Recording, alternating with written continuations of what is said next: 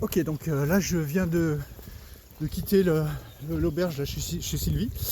Et puis bah, on continue le chemin jusqu'à Saint-Martin. Alors je dis on parce que on est deux là. Et du coup là il y a deux options, soit je dors à Saint-Martin, j'essaye de trouver un refuge là-bas, soit je continue un peu plus loin. Il y a une cabane de jardin un petit peu, justement un petit peu plus loin, 2 heures après.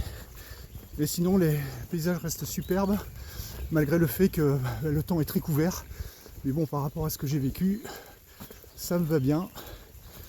Donc voilà, donc là on est sur la route. Voilà, finalement il y a eu une grosse averse en partant et là ça s'est un peu calmé. Donc voilà, ce sera des images pour la postérité. Donc là, comme expliqué, on a dû prendre une petite variante. Et de ce que nous a dit une autochtone, là, on verra moins de choses par le GR10, donc finalement, compte tenu du fait que le temps est incertain, c'est pas une mauvaise idée.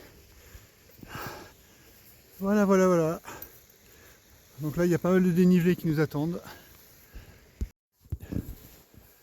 Alors, on arrive à la Pierre Saint-Martin, dans ce qui est censé être la galerie commerciale. Donc là, on a plutôt l'impression que c'est No Man's Land. Là, on a l'impression d'arriver dans les quartiers de Tchernobyl. Il n'y a pas un pélo. Donc on va continuer. Hop. Alors, est-ce qu'on va trouver quelqu'un? On va aller voir là-haut.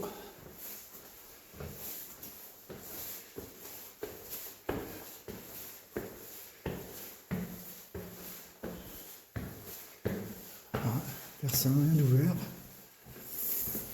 Fermé de chez fermé. Continuer.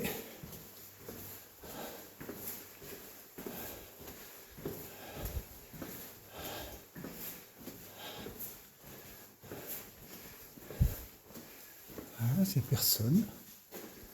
Personne. Boisson chaude, etc. Mais il n'y a rien d'ouvert.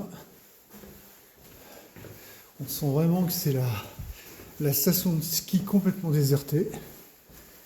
Fondue. Alors il y a plein de trucs qui seraient super intéressants à manger, mais il n'y a pas un chat. Alors là, on est toujours dans notre station de ski complètement désertée.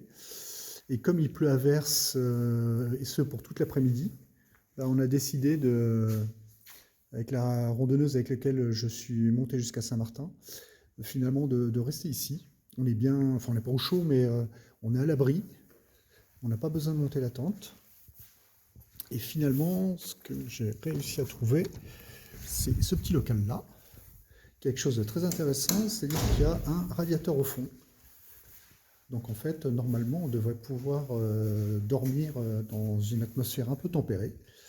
Enfin, pas de température aussi froide que ce qu'il peut y avoir dehors, parce que dehors, il fait à peu près 10 degrés. Il y a, il y a une poubelle, il y a de quoi se faire un petit peu de vaisselle, on a de l'eau. Je n'ai pas regardé si on avait de l'eau chaude, on a même un four à micro-ondes. Voilà.